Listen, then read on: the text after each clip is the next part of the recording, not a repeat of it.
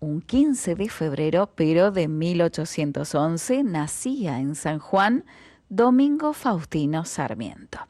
Precisamente en una casa del barrio Carrascal, hijo de José Clemente Cecilio Quiroga Sarmiento y Paula Zoila Albarracín y Razábal.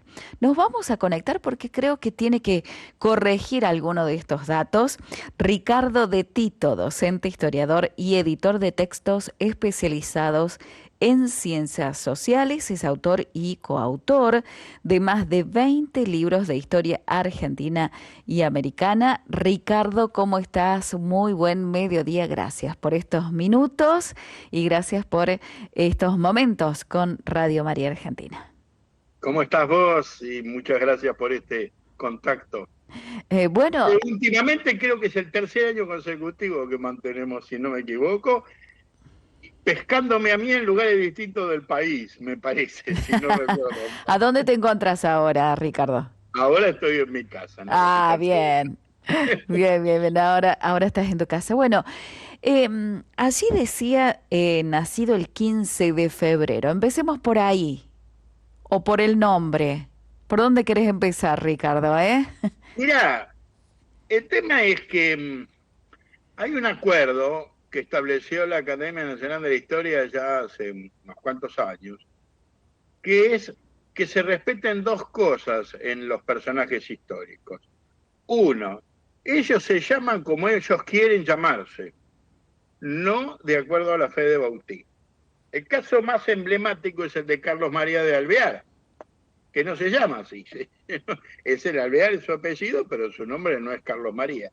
Pero él prefirió llamarse así y la academia, digamos, ha adoptado llamarlo así, como él eligió llamarse. Claro.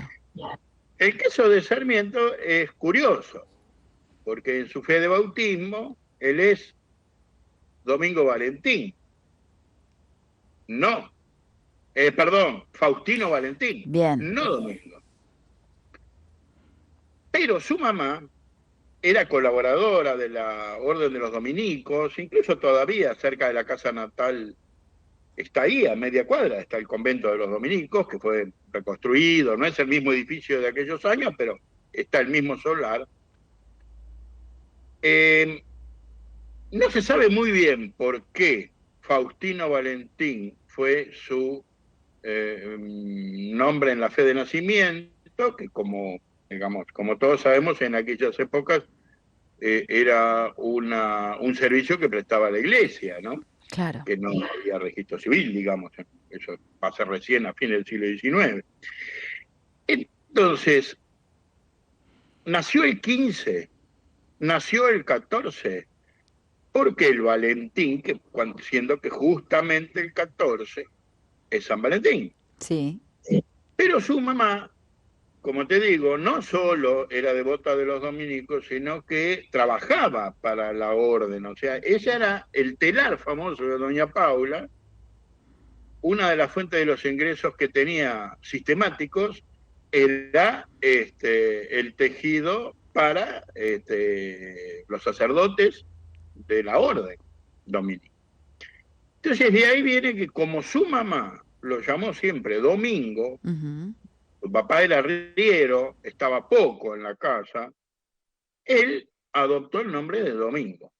Este es el primer tema, y además, bueno, es conocido, la devoción que él tenía por su mamá, ¿no? Recordemos que esto de que el padre estuviera fuera del hogar hizo que él tuvo más hermanos, todos fallecieron en edad o prontos a nacer o en edad muy de niños. Se crió con su madre y con 4 hermanas. O sea, él a los 11 o 12 años se convirtió en el hombre de la casa, Claro. porque era el único varón que había en la casa. Entonces, primera incógnita es está resuelta.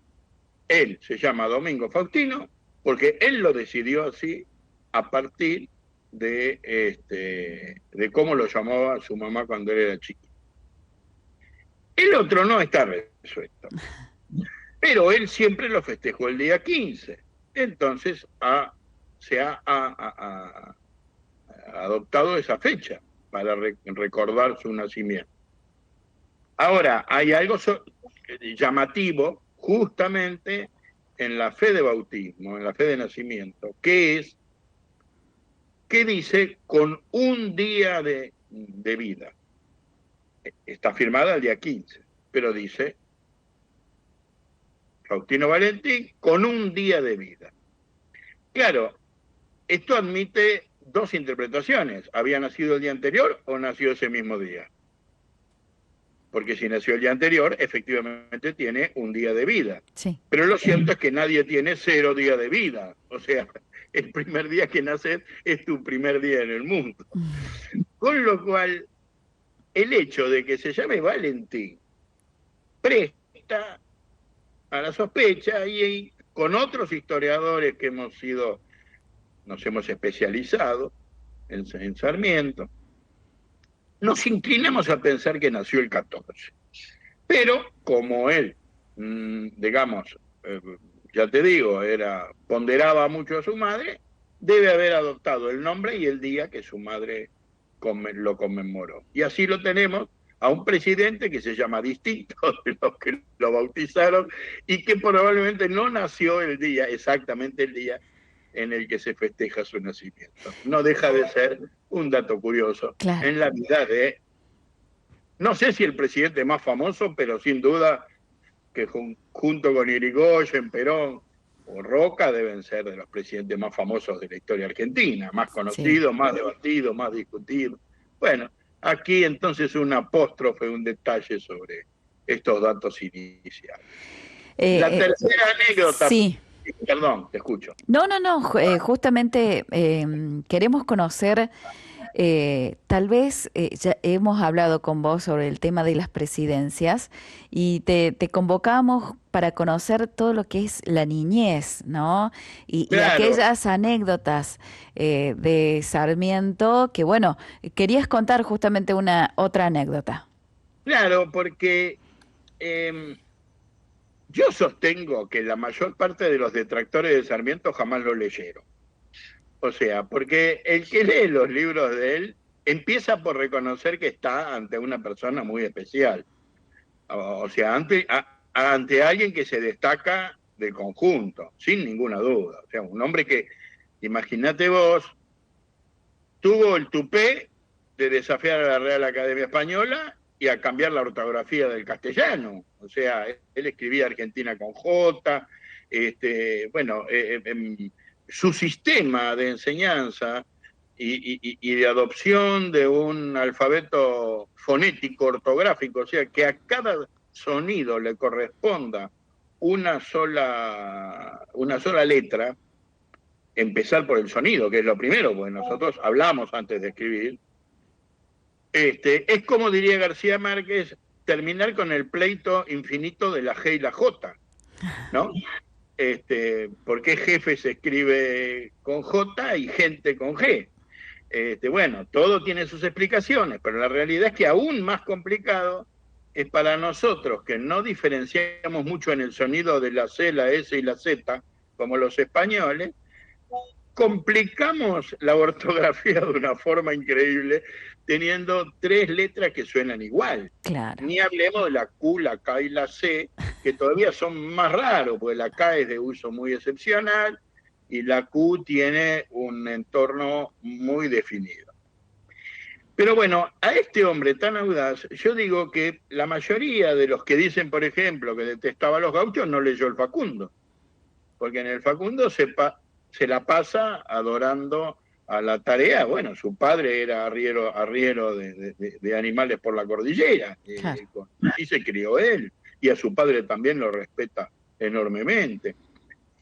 Y además no han leído aquellos que dicen o que hablan del mito del Sarmiento, que no faltaba nunca a la escuela, que llegaba siempre puntual, que fue una especie de adecuación de Sarmiento, de la figura de Sarmiento, para crear una especie de prócer impoluto, y que no tiene mucho que ver con lo que él mismo cuenta de su niñez en Recuerdos de Provincia, que es otro magnífico libro que yo recomiendo como texto escolar, porque es un libro muy accesible y la verdad es que estamos en épocas en que sería muy bueno que se retome con énfasis la práctica de la Mm, lectura comprensiva.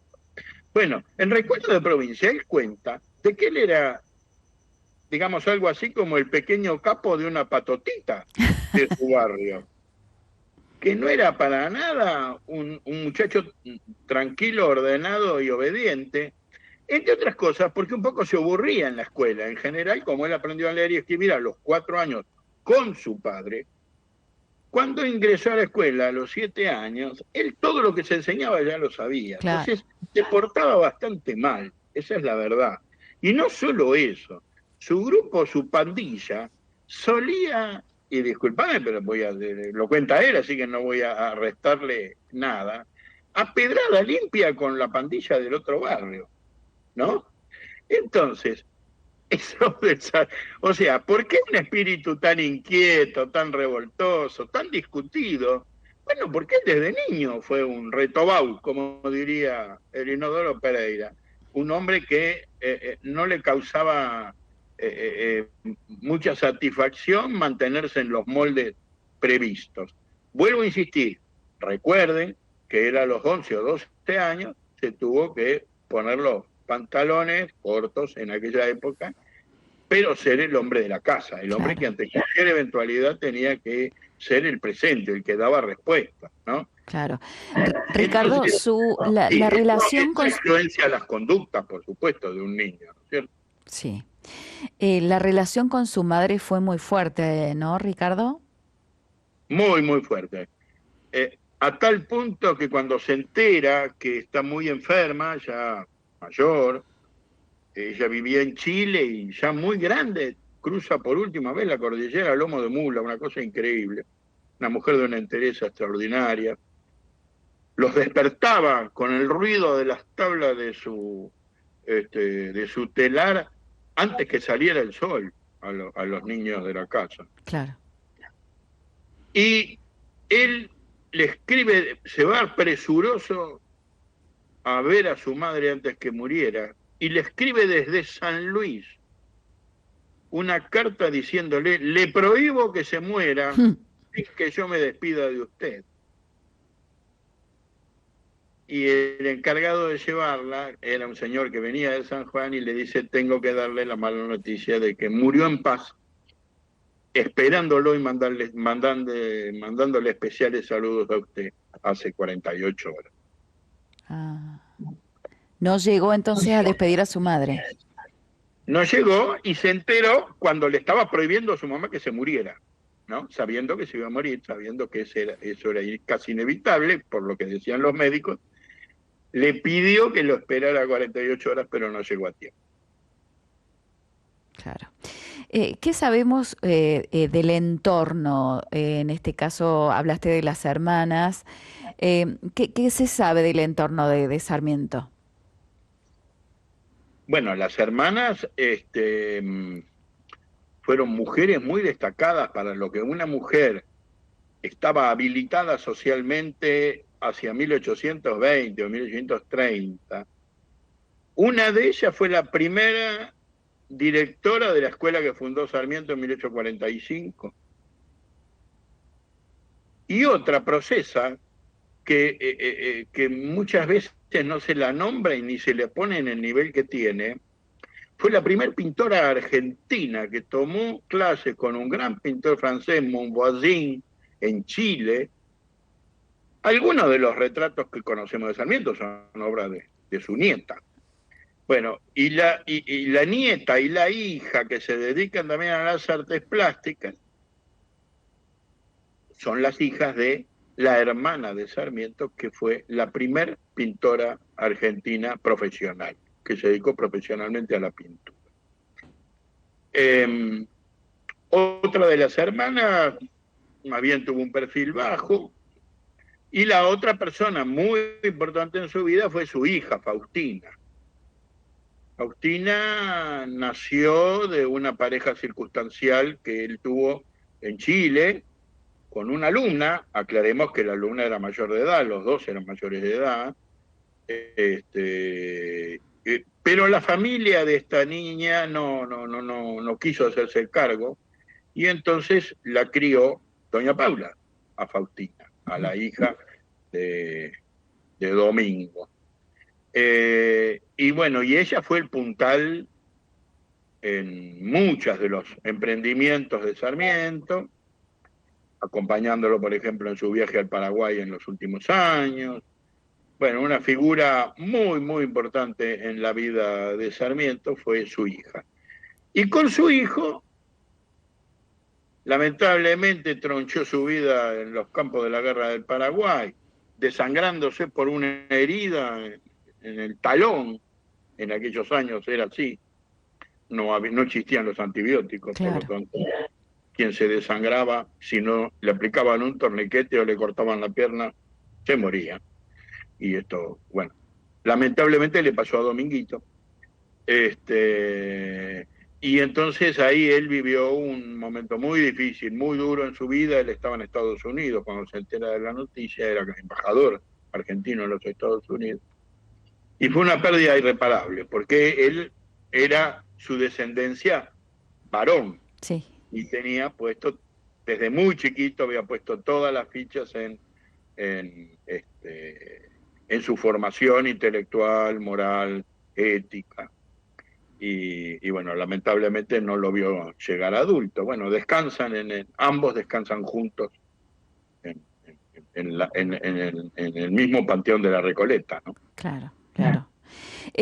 Ricardo, tenemos muy poquito tiempo, la verdad que ¿Cómo no? es muy lindo conversar con vos. Si te parece ya para ir terminando, porque queremos ver estos datos humanos de Sarmiento. Nos contaste un poco de su familia, nos contaste de sus hermanas. ¿Podemos hablar sobre sus amistades más cercanas, más allegadas, que él, digamos, las llevó de muy cerca? Él tuvo dos o tres grandes amigos personales. Uno fue Antonino Verastain, que fue algo así como el Esteban Echeverría o el Alberdi de San Juan, porque fue el que impulsó la formación en paralelo con el Salón Literario que se forma en 1837 en Buenos Aires.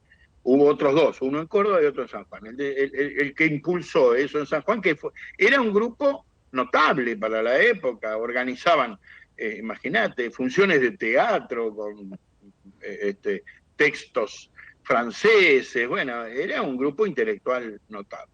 Aberastain es asesinado, también fue una pérdida muy grande para él. Y el otro gran amigo fue Pose, un tucumano, con el que tuvo una relación epistolar, básicamente, porque, bueno, Pose vivía en Tucumán, Sí. la familia Pose. Todavía es una familia muy conocida, los descendientes de los Pose han sido dueños de los ingenios algunos de los ingenios más importantes de la provincia, y varios gobernadores hay en la familia. Bueno, Pose era como su hombre de confianza, el que le contaba cosas que a otros no les contaba. Por ejemplo, que le habían mandado un loro hablador y que el loro no decía nada, no hablaba, y que lo habían defraudado, y cosas por el estilo, ¿no? Y después tuvo una relación de mucha confianza y también muy fructífera con quien fue los hermanos Krause de Chivilcoy, que fueron impulsores de su modelo de país, que era la ciudad de Chivilcoy, la pequeña propiedad terrateniente, la colonia agrícola, y que eran de origen alemán. Es el tío del famoso Otto Krause, que le da el nombre al colegio industrial más importante del país. Con Krause también tuvo una relación muy estrecha, a tal punto que Krause tuvo dos hijos. Bueno, te invito a que adivines cuáles son los nombres de sus dos hijos. Ay, no me digas. Domingo y Faustino. Ah, mirá, mirá. De los hijos de Krause. Y Villa Krause es ahora una localidad que está en las afueras de San Juan, donde los Krause impulsaron el ferrocarril. Uno de ellos estuvo presente en la inauguración de la estación que lleva su propio nombre, curiosamente. Así que yo te diría que estos son los amigos. Pero hay una cosita muy cortita que te sumo. Sí. la historia de que en los bustos que vemos normalmente en los patios de las escuelas, lo vemos siempre a Sarmiento como un gordito entrado en años y, este, Serio, y aparentemente con mal humor, sí. ¿no? Bueno, esa es otra de las mitologías que hay sobre Sarmiento. Sarmiento era un tipo muy divertido. Ah, Eh, las caricaturas que dibujaban de él las colgaban en las paredes de su casa del Delta y se reía viéndose caricaturizado por los dibujos del Mosquito, de la famosa revista que había en aquella época. Y te voy a dar un detalle para cerrar, ya sé que tenés poco tiempo. sí. Siendo presidente de la Nación, un europeo, un ingeniero europeo que estaba en la Argentina, le escribe a un amigo: hay algo que no lo vas a poder A creer, ver, dice. En los festejos de carnaval apareció el presidente de la Nación tirando baldazos desde la carroza presidencial. Ese es el presidente Domingo Faustino Sarmiento, dice, que sale a jugar al carnaval como si fuera un ciudadano más y se mezcla con la gente. Y todo eso a carcajada llena, ¿no es cierto? sí.